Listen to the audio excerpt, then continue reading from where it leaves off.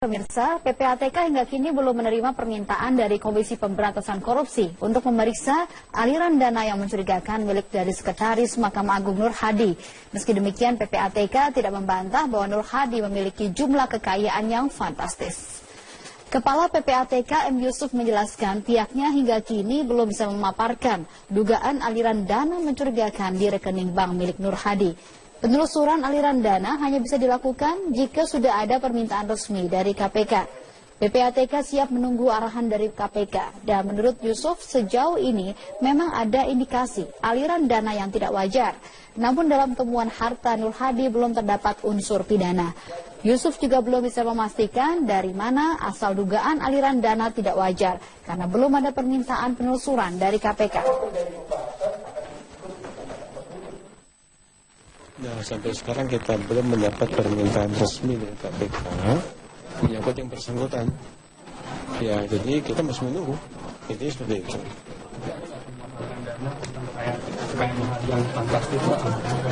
Itu pernah dimuat pada LHKPN beliau, ya pernah.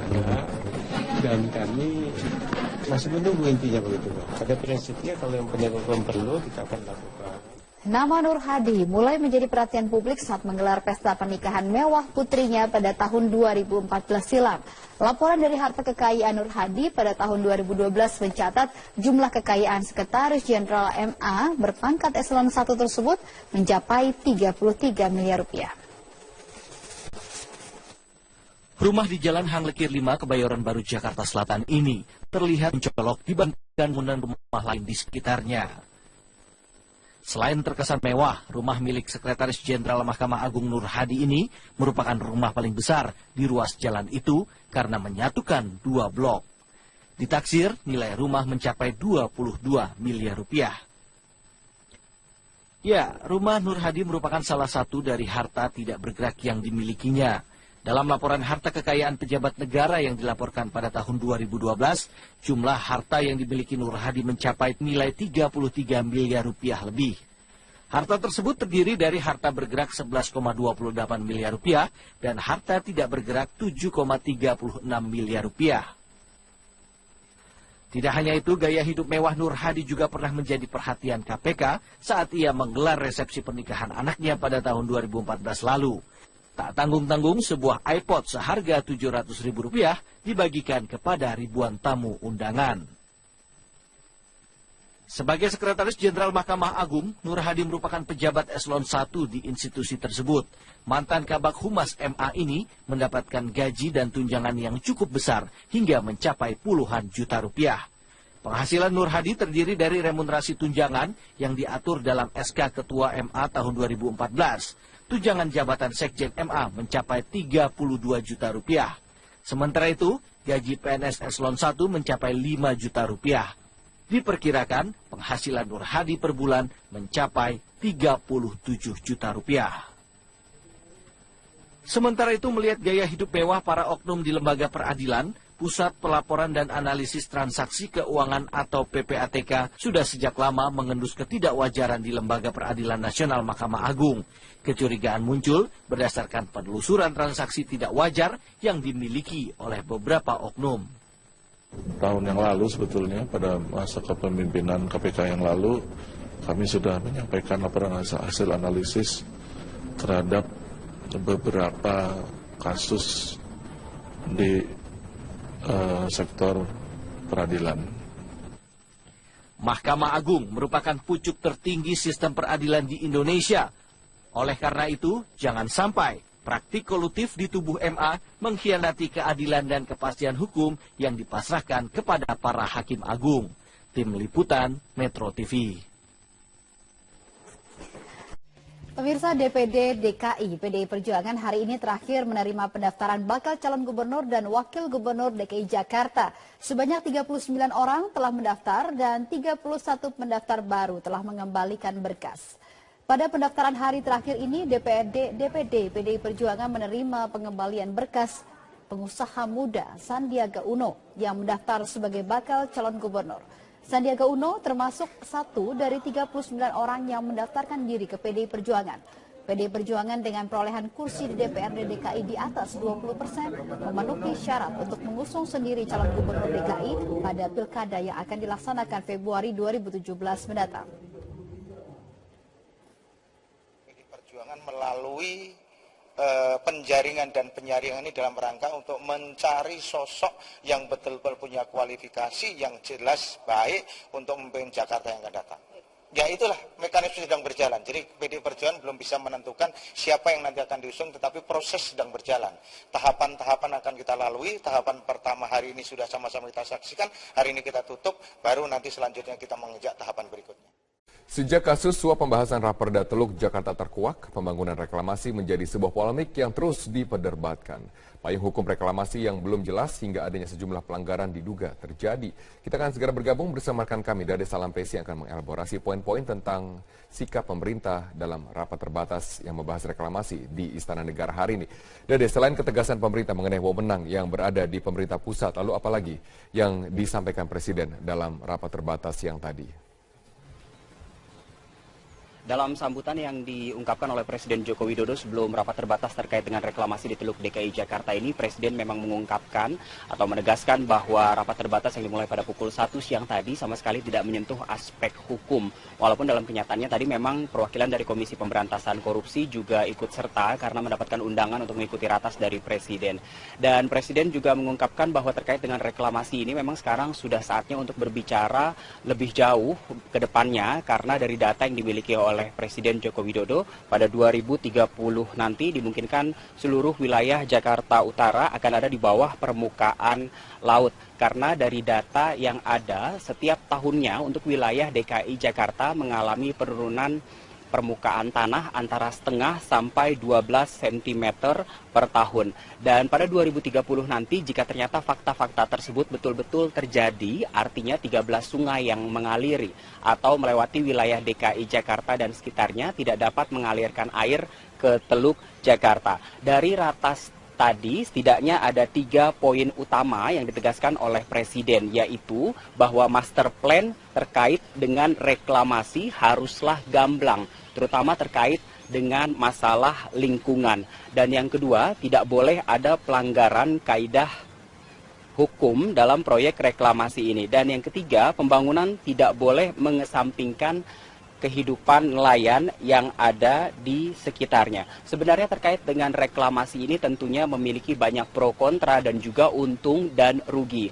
Dari sisi pro pembangunan reklamasi ini, tentunya dengan pembangunan reklamasi dapat menghadang pasangnya naik air laut karena setiap tahunnya ada kecenderungan penurunan muka tanah di wilayah DKI Jakarta dan juga sekitarnya. Sementara dari aspek kontra, pembangunan reklamasi ini nyatanya ada sejumlah hukum yang dilanggar karena Pemprov DKI Jakarta bersikukuh bahwa pembangunan reklamasi di wilayah Teluk Jakarta ini merujuk pada keputusan Presiden nomor 52 tahun 1995.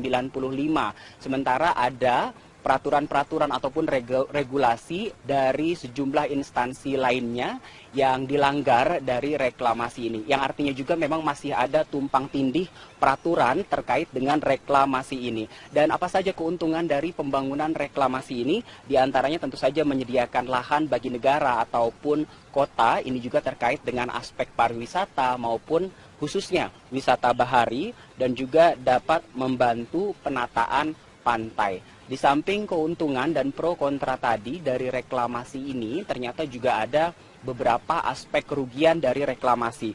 Di antaranya perubahan ekosistem yang mengakibatkan banjir dan juga dampak buruk pada sistem drainase dan juga kerusakan-kerusakan lingkungan yang lainnya. Dalam rapat terbatas yang digelar selama kurang lebih 1,5 jam tadi, juga hadir 3 pimpinan kepala daerah yaitu Gubernur Banten Rano Karno, Wakil Gubernur Jawa Barat Deddy Mizwar dan juga Gubernur DKI Jakarta Basuki Cahayapurnama. Walaupun Presiden Joko Widodo menegaskan dalam proyek reklamasi ke depannya tidak boleh lagi melibatkan swasta, yang artinya pemerintah baik itu pusat maupun daerah memegang kendali penuh terhadap proyek reklamasi. Namun tadi Ahok mengungkapkan Pulau O, P, dan Q yang ada di Teluk Jakarta yang belum diatur minta digabungkan dengan Pulau N. Dan Ahok juga mengungkapkan jika melihat hasil studi di Port of Rotterdam, maka seharusnya pembangunan proyek reklamasi ini 30% dikelola oleh pusat, sementara 60%-nya dikelola oleh pihak swasta. Dan dari hasil ratas tadi juga dijabarkan oleh Ahok, setidaknya ada satu fakta baru yang akan dikeluarkan oleh pemerintah, yaitu Presiden akan mengeluarkan Perpres baru yang disesuaikan dengan Perpres yang ada, seperti Perpres nomor 54 tahun 2008 dan juga Perpres nomor 122 tahun 2012. Robert. Baik, terima kasih Dade, salam Pesi atas informasi dan langsung dari Istana Negara. Antara semuanya, kita tahu memang saat ini masih ada pelanggaran-pelanggaran hukum, baik itu yang saat ini tengah disidik KPK. Presiden ingin jika proyek ini dilanjutkan, permasalahan tersebut harus segera diselesaikan. Poin ketiga Sumi, yakni harus ada manfaatnya jika proyek tersebut dilakukan, ada manfaatnya terhadap nelayan sekitar. Inilah yang diharapkan oleh Presiden Joko Widodo. Tadi dalam pembukaan ratasnya Presiden Joko Widodo menekankan di samping adanya proses pelanggaran hukum yang saat ini tengah didalami oleh KPK, Presiden mengingatkan jika reklamasi sendiri bukanlah hal yang haram dilakukan, mengingat diprediksi setiap tahunnya Jakarta terjadi penurunan tanah 7,5 hingga 12 cm per tahunnya, dan diprediksi pada tahun 2030 mendatang permukaan air laut dari Jakarta akan meninggi dan membuat aliran air di Jakarta sendiri akan mandek atau tidak bisa mengalir dari hulu ke hilir. Hal inilah yang dikhawatirkan oleh Presiden Joko Widodo akan membuat ibu kota DKI Jakarta akan terendam. Dan menurut Presiden, reklamasi menjadi sebuah keharusan, apalagi menjawab dengan tantangan yang sudah ada saat ini. Dan berikut pernyataan resmi dari Presiden Joko Widodo dalam pembukaan ratas tadi. Pembangunan pesisir ibu kota negara atau NCICD, National Capital Integrated Coastal Development, yang sudah digagas cukup lama, ini akan menjadi sebuah jawaban untuk Jakarta. Jadi jangan dipersempit yang berkaitan dengan reklamasi Jakarta. Dan pada sore hari ini kita tidak berbicara masalah hukum yang berkaitan dengan reklamasi, meskipun di sini juga kita undang KPK. Demikian Sumi laporan kami langsung dari kantor Kepresidenan Jakarta. Kembali ke Anda ke studio. Terima kasih Eko Prima untuk informasinya. Anda bisa menyaksikan headline news berikutnya saat kali memeriksa Kepala Badan Perencanaan Pembangunan Daerah DKI Jakarta Tuti Kusumawati. Tuti diperiksa sebagai saksi untuk tersangka kasus dugaan suap reklamasi Teluk Jakarta Muhammad Sanusi. Tuti menjalani pemeriksaan keempat kalinya di KPK. Ia tiba di gedung KPK sekitar pukul 10 pagi tadi. Tuti datang didampingi Asisten Daerah Pembangunan dan Lingkungan Hidup Sekda DKI Jakarta Gamal Sinurat serta Kasubdit Pemetaan Ruang Pertamanan dan Pemakaman Bapeda DKI Jakarta Feruli Irzal. Sebelumnya Tuti diperiksa tanggal 15 April lalu sebagai saksi untuk tersangka Presiden Direktur Agung Podomoro Land Arisman Wijaya. Dalam kasus ini KPK telah menetapkan 3 tersangka, yakni Muhammad Sanusi, Arisman Wijaya, dan personal asisten PT APL Trinanda Prihantoro.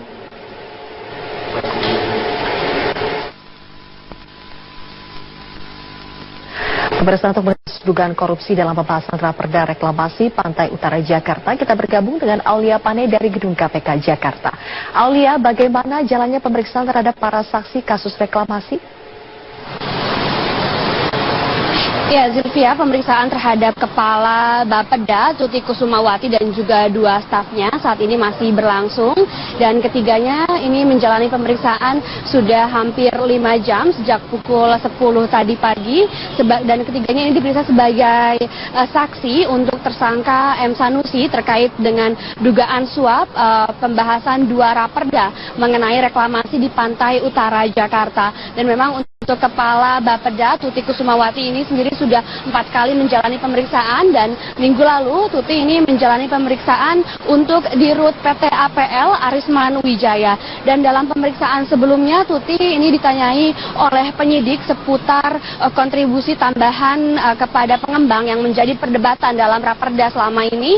Dan memang Tuti menjelaskan kontribusi tambahan yang diusulkan DPRD DKI Jakarta ini berupa lahan yang diberikan pengembang kepada Pemprov DKI. Dan memang sampai dengan saat ini Zilvia, KPK juga masih terus mendalami kasus dugaan korupsi mengenai reklamasi di pantai utara Jakarta ini. KPK ini juga memanggil sejumlah nama, baik itu dari legislatif maupun juga dari eksekutif.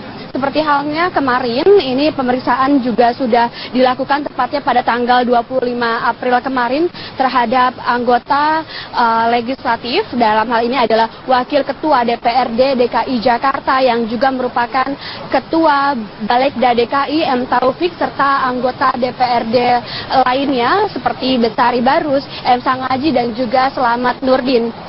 Namun mereka ini ketika ditanyai oleh media mengenai pertemuan seperti halnya pimpinan DPRD bersama dengan Aguan, ini diduga ada pertemuan beberapa waktu lalu di kediaman Aguan, namun mereka ini enggan berkomentar kepada media terkait dengan hal itu. Dan memang sampai dengan saat ini juga KPK ini juga sudah memeriksa staf khusus Gubernur DKI Jakarta Suni, dan memang Suni juga ini sudah dicegah untuk bepergian ke luar negeri. Suni ini diduga menjadi penghubung antara eksekutif dan legislatif dalam kasus dugaan korupsi reklamasi ini. Dan memang Zilvia, sampai dengan saat ini KPK ini masih menetapkan 3 orang tersangka dalam kasus ini.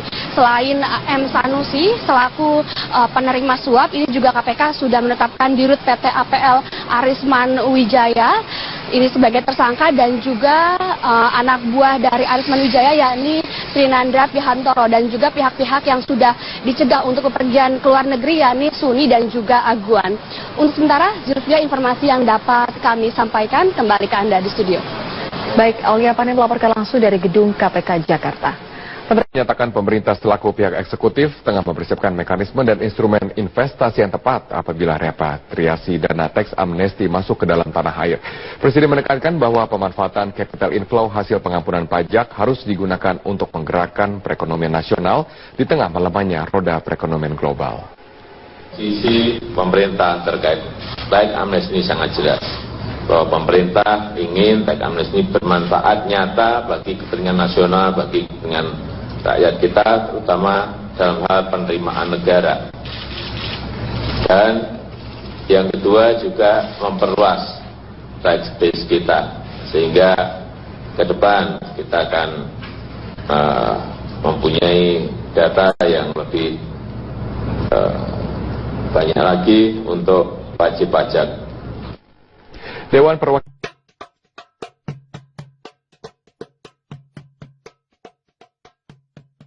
Pemirsa, PPATK hingga kini belum menerima permintaan dari Komisi Pemberantasan Korupsi untuk memeriksa aliran dana yang mencurigakan milik dari Sekretaris Mahkamah Agung Nur Hadi. Meski demikian, PPATK tidak membantah bahwa Nur Hadi memiliki jumlah kekayaan yang fantastis. Kepala PPATK M. Yusuf menjelaskan pihaknya hingga kini belum bisa memaparkan dugaan aliran dana mencurigakan di rekening bank milik Nur Hadi. Penelusuran aliran dana hanya bisa dilakukan jika sudah ada permintaan resmi dari KPK. PPATK siap menunggu arahan dari KPK. Dan menurut Yusuf, sejauh ini memang ada indikasi aliran dana yang tidak wajar. Namun dalam temuan harta Nur Hadi belum terdapat unsur pidana. Yusuf juga belum bisa memastikan dari mana asal dugaan aliran dana tidak wajar, karena belum ada permintaan penelusuran dari KPK. Nah, sampai sekarang kita belum mendapat permintaan resmi dari KPK menyangkut yang bersangkutan. Ya, jadi kita masih menunggu. Jadi seperti itu.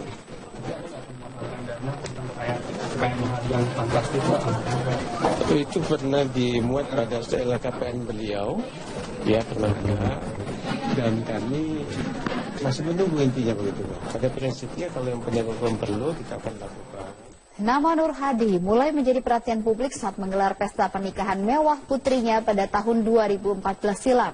Laporan dari Harta Kekayaan Nur Hadi pada tahun 2012 mencatat jumlah kekayaan Sekretaris Jenderal MA berpangkat eselon 1 tersebut mencapai 33 miliar rupiah. Rumah di Jalan Hang Lekir 5, Kebayoran Baru, Jakarta Selatan ini terlihat mencolok dibandingkan bangunan rumah lain di sekitarnya. Selain terkesan mewah, rumah milik Sekretaris Jenderal Mahkamah Agung Nur Hadi ini merupakan rumah paling besar di ruas jalan itu karena menyatukan dua blok. Ditaksir, nilai rumah mencapai 22 miliar rupiah. Ya, rumah Nur Hadi merupakan salah satu dari harta tidak bergerak yang dimilikinya. Dalam laporan harta kekayaan pejabat negara yang dilaporkan pada tahun 2012, jumlah harta yang dimiliki Nur Hadi mencapai nilai 33 miliar rupiah lebih. Harta tersebut terdiri dari harta bergerak 11,28 miliar rupiah dan harta tidak bergerak 7,36 miliar rupiah.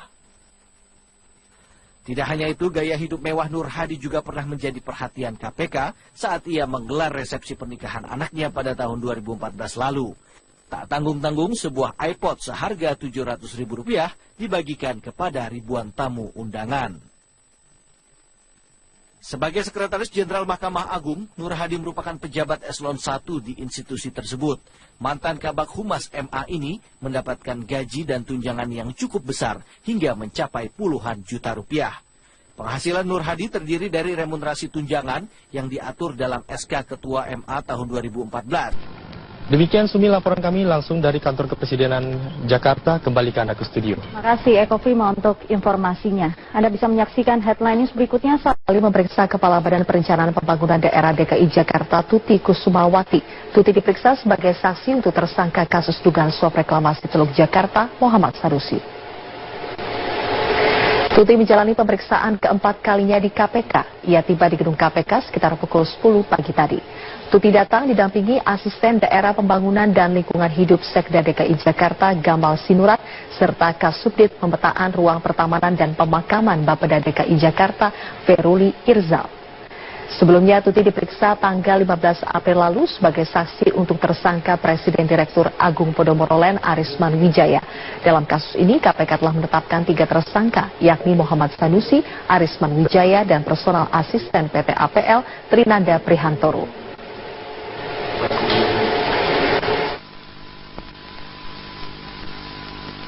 Pemirsa, untuk membahas dugaan korupsi dalam pembahasan raperda reklamasi Pantai Utara Jakarta, kita bergabung dengan Aulia Pane dari Gedung KPK Jakarta. Aulia, bagaimana jalannya pemeriksaan terhadap para saksi kasus reklamasi? Ya, Zilvia, pemeriksaan terhadap Kepala Bapeda Tuti Kusumawati dan juga 2 stafnya saat ini masih berlangsung dan ketiganya ini menjalani pemeriksaan sudah hampir 5 jam sejak pukul 10 tadi pagi dan ketiganya ini diperiksa sebagai saksi untuk tersangka M. Sanusi terkait dengan dugaan suap pembahasan 2 raperda mengenai reklamasi di Pantai Utara Jakarta. Dan memang untuk Kepala Bapeda Tuti Kusumawati ini sendiri sudah 4 kali menjalani pemeriksaan dan minggu lalu Tuti ini menjalani pemeriksaan untuk Dirut PT APL Arisman Wijaya. Dan dalam pemeriksaan sebelumnya Tuti ini ditanyai oleh penyidik seputar kontribusi tambahan kepada pengembang yang menjadi perdebatan dalam raperda selama ini. Dan memang Tuti menjelaskan kontribusi tambahan yang diusulkan DPRD DKI Jakarta ini berupa lahan yang diberikan pengembang kepada Pemprov DKI. Dan memang sampai dengan saat ini, Zilvia, KPK juga masih terus mendalami kasus dugaan korupsi mengenai reklamasi di Pantai Utara Jakarta ini. KPK ini juga memanggil sejumlah nama, baik itu dari legislatif maupun juga dari eksekutif.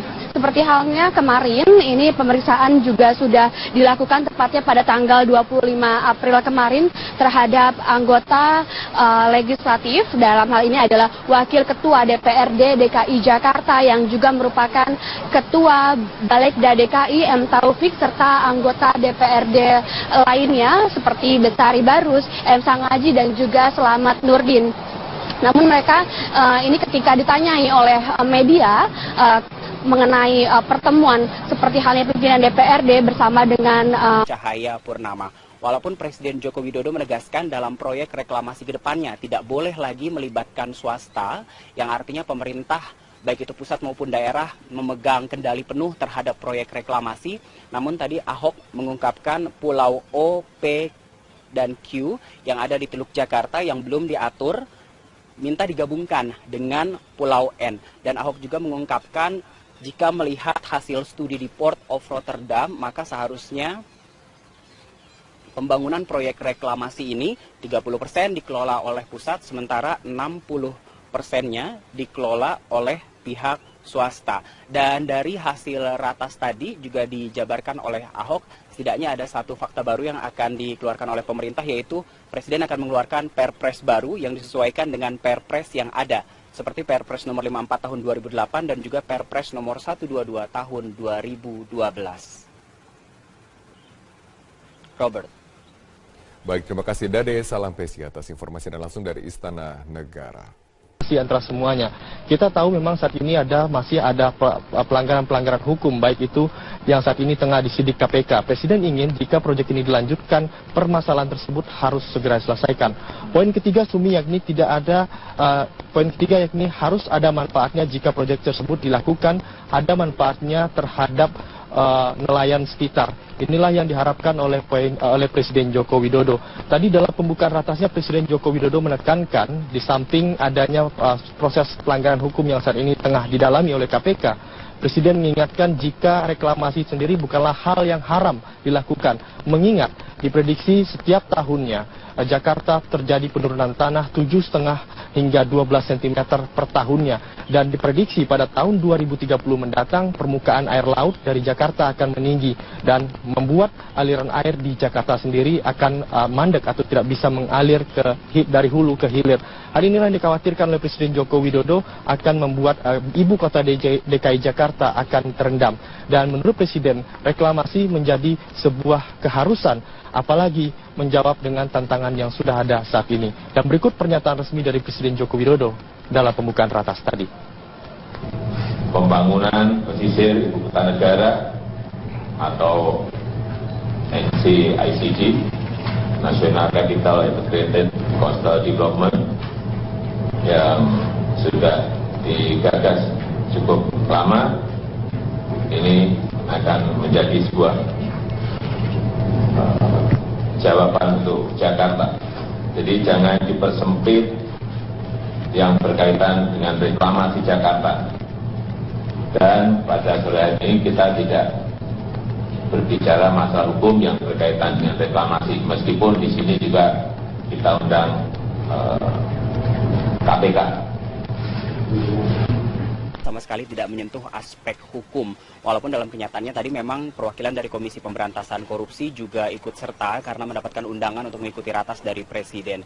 Dan Presiden juga mengungkapkan bahwa terkait dengan reklamasi ini memang sekarang sudah saatnya untuk berbicara lebih jauh ke depannya, karena dari data yang dimiliki oleh Presiden Joko Widodo pada 2030 nanti dimungkinkan seluruh wilayah Jakarta Utara akan ada di bawah permukaan laut. Karena dari data yang ada, setiap tahunnya untuk wilayah DKI Jakarta mengalami penurunan permukaan tanah antara setengah sampai 12 cm per tahun. Dan pada 2030 nanti jika ternyata fakta-fakta tersebut betul-betul terjadi, artinya 13 sungai yang mengaliri atau melewati wilayah DKI Jakarta dan sekitarnya tidak dapat mengalirkan air ke Teluk Jakarta. Dari ratas tadi setidaknya ada 3 poin utama yang ditegaskan oleh Presiden, yaitu bahwa master plan terkait dengan reklamasi haruslah gamblang, terutama terkait dengan masalah lingkungan. Dan yang kedua, tidak boleh ada pelanggaran kaidah